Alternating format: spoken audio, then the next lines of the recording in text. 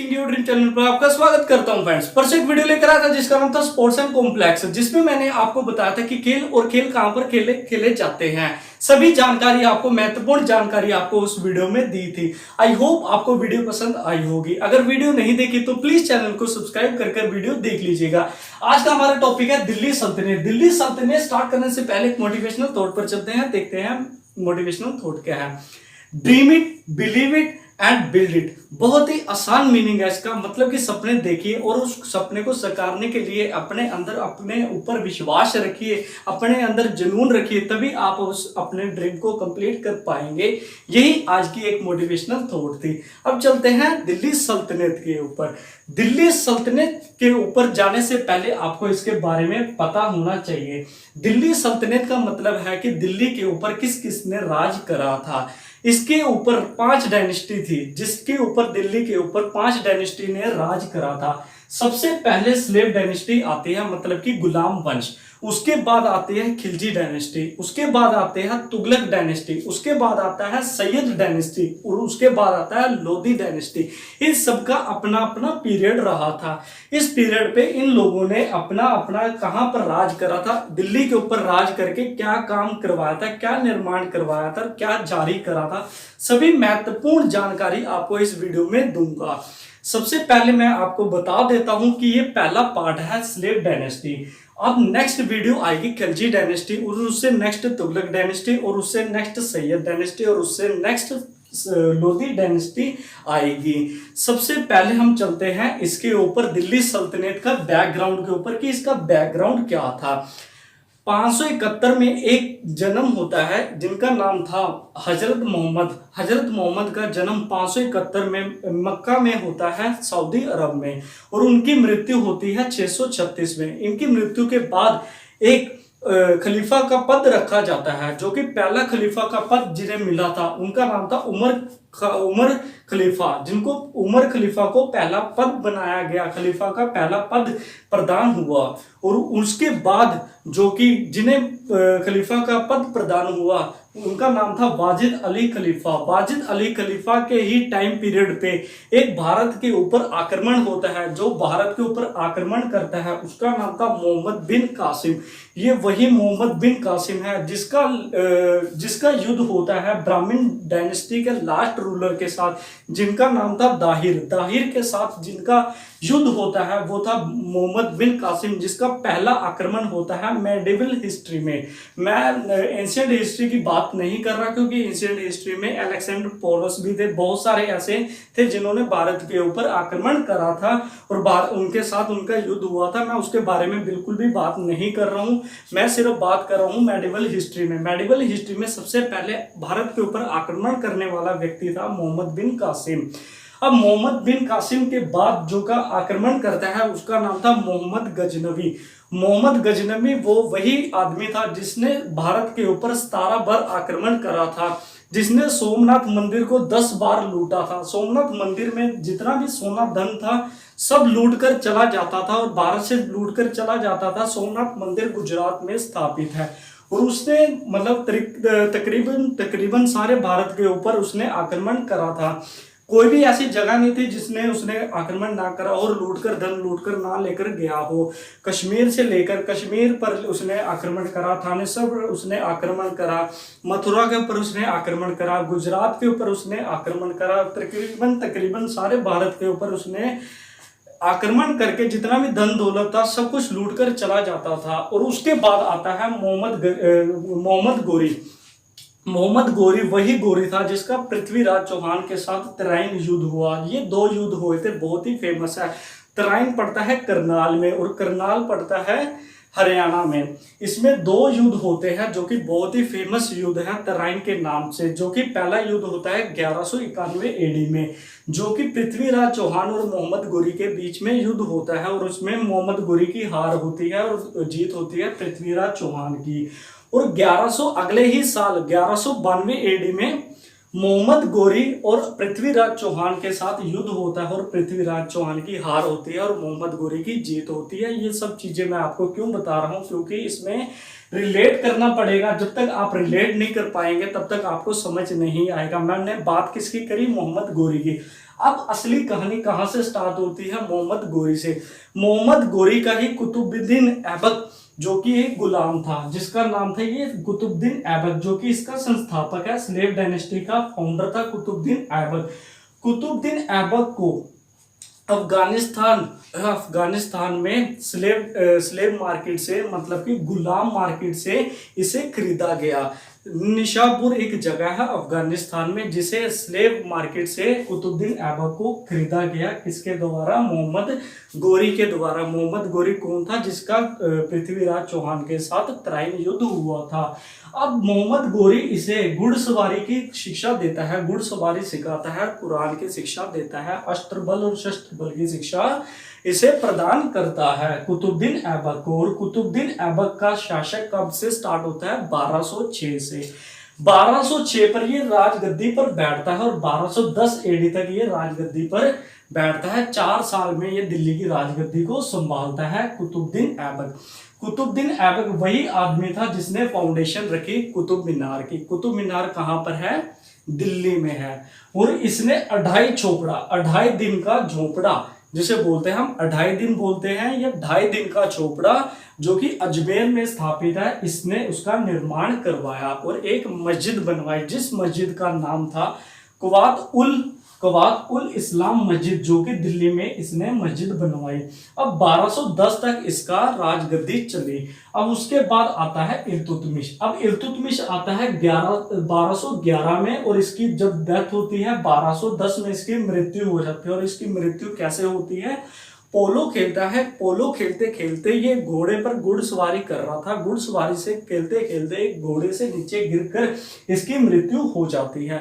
अब ये 1210 से लेकर 1211 तक के बीच में 1 साल का डिफरेंस है। 1 साल पर क्या हुआ होगा जानिए। 1210 से लेकर 1211 के बीच में आराम शाह, जो कि इसका ही सन था, मतलब कि इसका ही लड़का था कुतुबुद्दीन ऐबक का, आराम शाह, जिसका नाम ही आराम होगा तो वो काम क्या करेगा? आराम शाह को इल्तुतमिश को मार देता है। इल्तुतमिश आराम शाह को हत्या कर देता है, या मतलब कह सकते हैं इल्तुतमिश के द्वारा आराम शाह की हत्या हो जाती है। और राजगद्दी पर कौन बैठता है? इल्तुतमिश बैठता है। इल्तुतमिश वही था जो कि कुतुबुद्दीन ऐबक का दामाद था, जो ये 1211 एडी में अपनी राजगद्दी पर बैठता है, मतलब कि दिल्ली की राजगद्दी को संभालता है 1211 तक। ये अपनी कैपिटल रखता है दिल्ली, और जो इसकी कैपिटल थी लाहौर, इसकी कैपिटल थी दिल्ली। ये क्या करता है? इसके साथ एक युद्ध होता है। जो युद्ध करता है उसका नाम था, उस व्यक्ति वो था, स्लेव था। किसका था? मोहम्मद गोरी का। मोहम्मद गोरी तो 1192 में अपने वापस चला जाता है जहां से वो आया था। इसका एक युद्ध होता है, जो युद्ध होता है वो उसके साथ, उसका नाम क्या था? यालदोज वो था जो कि एक स्लेव था मोहम्मद गोरी का। मोहम्मद गोरी वही था जो कि वापस चला जाता है और वहां पर उसकी जाके मृत्यु हो जाती है। वहां से स्लेव का निकल जाते हैं, मतलब कि गुलाम आजाद हो जाते हैं, स्वतंत्र तो हो जाते हैं, क्योंकि मोहम्मद गोरी की वहां पर मृत्यु हो जाती है। यलदोज सोचता है कि क्यों ना मैं भी भारत के ऊपर आक्रमण करके भारत को अपने ऊपर कब्जे पर ले लूं, मतलब मैं भी भारत के ऊपर शासन करूं, अपना संभालूं, मैं भी उसके ऊपर राज चलाऊं। फिर इसके साथ युद्ध होता है इल्तुतमिश के साथ, और इल्तुतमिश की यालदोज के साथ युद्ध होता है, और इल्तुतमिश वहां पर उस युद्ध में जीत जाता है। फिर ये कुछ चीजों का निर्माण करता है। कैसे? जैसे कि 40 स्लेव का एक संघ बनाता है, जिसका नाम रखते हैं 40। स्लेव मतलब कि गुलाम। 40 लोगों का एक गुलाम बनाता है, एक संघ बनाता है, और उस संघ का नाम रखता है 40, जो कि इल्तुतमिश रखता है। इल्तुतमिश जाते जाते 2 काम कर जाता है, जो कि एक पहला है कॉइन जारी कर जाता है। 2 कॉइन्स जारी कर जाता है, जिसे बोलते हैं टका। क्या बोलते हैं? टका, जो कि सिल्वर का एक कॉइन था। एक कॉपर का कॉइन था जिसका नाम था जित्तल। क्या नाम था? जित्तल। ये एक कॉइन जारी कर जाता है, और एक जाते जाते एक और बड़ा काम कर जाता है, जो कि कुतुबुद्दीन ऐबक ने जो कि एक फाउंडेशन रखी थी, जो कि एक नींव रखी थी कुतुब मीनार की, उस कुतुब मीनार को कंप्लीट कर जाता है इल्तुतमिश। क्या कर जाता है? कुतुब मीनार को कंप्लीट कर जाता है। और ये क्या करता है? राजस्थान में राजस्थान में जामा मस्जिद का निर्माण करता है। क्या करता है? निर्माण करता है इल्तुतमिश। अब इल्तुतमिश की 1236 एडी में इसकी मृत्यु हो जाती है। अब कौन बैठेगा राजगद्दी पर? अब इसे सोचने वाली बात थी। कोई पुरुष तो था नहीं, इसका पुरुष था वो किसी काम के नहीं थे, जो कि आगे मैं बताऊंगा। मतलब कि छोटे थे, सबसे छोटे थे, और इसकी एक सबसे बड़ी एक लड़की थी जिसका नाम था राजिया सुल्तान। लड़की तो बन नहीं सकती थी। अब लड़की को मजबूरी, मतलब लड़की को तो बनना पड़ेगा क्योंकि राजगद्दी संभालनी थी, बहुत जरूरी हो गई थी, क्योंकि इसके जो बाकी बच्चे थे वो बहुत छोटे थे। राजिया सुल्तान, एक इसके ऊपर बहुत ही महत्वपूर्ण क्वेश्चन बनता है। राजिया सुल्तान पहली मुस्लिम एक लेडी थी जो कि दिल्ली की राजगद्दी पर बैठती है, जो कि 1236 एडी पर बैठती है। 1236 पर राजगद्दी पर बैठती है दिल्ली की राजिया सुल्तान। राजिया सुल्तान कौन थी? इल्तुतमिश की लड़की थी।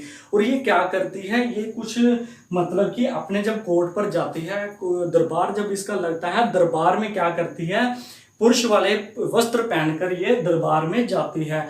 पुरुष वाले वस्त्र पहनती है और टोपी लगाकर जाते हैं, जो कि महिला के वस्त्र होते हैं वो नहीं पहनती। ये पुरुष वाले वस्त्र पहनकर और टोपी लगाकर ये कोर्ट पर जाती थी और वहीं पर आदेश जारी करती थी, और इनसे लोग बहुत ही ज्यादा परेशान थे। यहाँ पर एक बठिंडा से अल्तुनिया नाम का एक शासक था। अल्तुनिया, बठिंडा में अल्तुनिया का नाम का एक शासक था, जो कि रजिया सुल्तान उस युद्ध करने जाते हैं बठिंडा के अल्तुनिया के साथ। और पीछे से क्या होता है? पीछे से बैरम शाह गद्दी पर बैठ जाता है। क्यों? क्योंकि राजा सुल्तान जब युद्ध करने जाते हैं और उस युद्ध में उसकी हार हो जाती है। अल्तुनिया जो कि बठिंडा का एक, पंजाब का एक शासक था, उस शासक के साथ इसकी शादी हो जाती है। मजबूरीवंद इसकी रजिया सुल्तान की शादी हो जाती है उस अल्तुनिया के साथ, क्योंकि उस युद्ध में उसकी हार हो जाती है। फिर क्या होता है? जब युद्ध के बाद जब हार हो जाती है, ये वापस दिल्ली की ओर आती है। दिल्ली की ओर कैथल में, एक कैथल जगह है करनाल में इसकी मृत्यु करवा दी जाती है बैरम शाह के द्वारा। अब बैरम शाह राजगद्दी पर बैठता है बहुत ही छोटे समय के लिए। बैरम शाह थर्ड सन था, जो कि तीसरा लड़का था। किसका लड़का था? इल्तुतमिश का तीसरा लड़का था, जो कि 2 साल के लिए राजगद्दी पर बैठता है। 1240 से लेकर 1246 तक, मतलब कि 6 साल ही हो गए। 6 साल के लिए राजगद्दी पर बैठता है। कुछ भी ऐसा कोई काम नहीं करता है जो कि एग्जाम के पॉइंट ऑफ व्यू से ज्यादा इंपॉर्टेंट होगा। उसके बाद नासिरुद्दीन महमूद आता है, राजगद्दी पर बैठता है। नासिरुद्दीन महमूद भी इल्तुतमिश का ही एक लड़का था, उसकी ही एक संतान थी। क्या था नाम? नासिरुद्दीन महमूद, जो कि 1246 से लेकर 1266 तक एडी तक अपनी राजगद्दी को संभालता है। ये भी इतना कोई ज्यादा इंपॉर्टेंट काम नहीं करता है।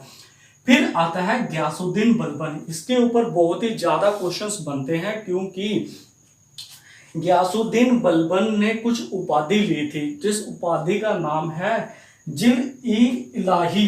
क्या नाम है? जिल-ई-इलाही, जिसे बोलते हैं शैडो ऑफ गॉड। मतलब कि ये खुद को खुदा मानता था।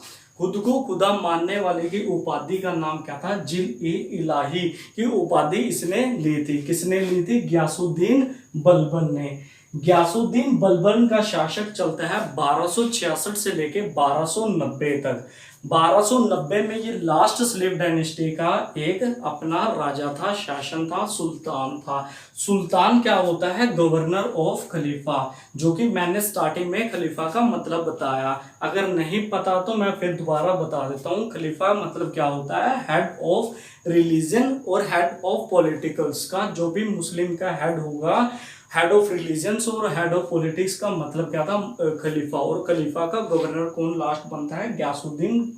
गयासुद्दीन बलबन। और गयासुद्दीन बलबन ने 2 निर्माण करता है, जिसका नाम था दीवान-ए-अर्ज। क्या नाम था? दीवान-ए-अर्ज। दीवान-ए-अर्ज का मतलब था आर्मी डिपार्टमेंट। आर्मी डिपार्टमेंट ये बनाता है। और उसके बाद बनाता है दीवान-ए-बारिद। दीवान-ए-बारिद का मतलब है इंटेलिजेंस ब्यूरो। इंटेलिजेंस ब्यूरो का मतलब है गुप्तचर। गुप्तचर का ये 2 डिपार्टमेंट, बहुत ही महत्वपूर्ण 2 डिपार्टमेंट बनाता है। और ये कुछ निर्माण करवाता है। कैसे निर्माण करवाता है? ये लाल मस्जिद है, एक लाल मस्जिद का निर्माण ये करवाता है, दिल्ली में लाल मस्जिद है। और एक आर्कियोलॉजिकल पार्क है जो कि कुतुब मीनार के पास में ही दिल्ली में आर्कियोलॉजिकल पार्क है। उस आर्कियोलॉजिकल पार्क का निर्माण कौन करवाता है? गयासुद्दीन बलबन। गयासुद्दीन बलबन कौन था? जो कि लास्ट स्लेव डायनेस्टी था, जिसका शासक 1266 से लेकर 1290 तक चला। यही यहाँ तक का बिल्कुल सफर था जो कि दीवान बर्ड के साथ इंटेलिजेंस ब्यूरो, इसने दो डिपार्टमेंट्स इसने बनाए थे और ये 1290 तक इसका शासन चला था। ये था स्लेव डायनेस्टी। स्लेव डायनेस्टी यहाँ से लेकर कुतुबुद्दीन ऐबक से लेकर गयासुद्दीन बलबन तक खत्म हो जाती है। नेक्स्ट वीडियो में मैं क्या लेकर आऊंगा? खिलजी डायनेस्टी लेकर आऊंगा। खिलजी डायनेस्टी अलग से कराऊंगा, तुगलक डायनेस्टी अलग से कराऊंगा, सैयद डायनेस्टी अलग से कराऊंगा, लोधी डायनेस्टी अलग से कराऊंगा। टोटल 5 वीडियोस इसकी होगी दिल्ली सल्तनत की। बहुत ही महत्वपूर्ण जानकारी मैंने जो आपको दी है, सभी जानकारी एग्जाम के पॉइंट ऑफ व्यू से बहुत ज्यादा महत्वपूर्ण है। हर एक क्वेश्चन, हर एक क्वेश्चन बहुत ही ज्यादा महत्वपूर्ण है। इसे ध्यान से आप वीडियो को देखिए और अपने फ्रेंड्स के साथ शेयर करिए और साथ के साथ ही आप नोट्स बनाइए। उस नोट्स को डेली आप रीड आउट करिए। और मैंने प्लेलिस्ट बना दिया। अभी तक अगर आपने मेरा चैनल नहीं सब्सक्राइब करा है तो प्लीज़ चैनल को सब्सक्राइब कर लीजिए। उस चैनल पे मैंने मैथ के लिए अलग प्लेलिस्ट बनाई है, पॉलिटिकल साइंस की अलग लिस्ट बनाई है और ज्योग्राफी की अलग लिस्ट बनाई है और जनरल अवेयरनेस की अलग लिस्ट बनाई है।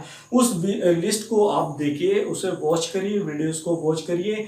और ऐसे ही आपके लिए अब नेक्स्ट वीडियो में लेकर आऊंगा खिलजी डायनेस्टी। बहुत ही जल्दी नेक्स्ट वीडियो लेकर आऊंगा, इसलिए अभी तक आप इतना ही पढ़िए। जय हिंद, जय भारत।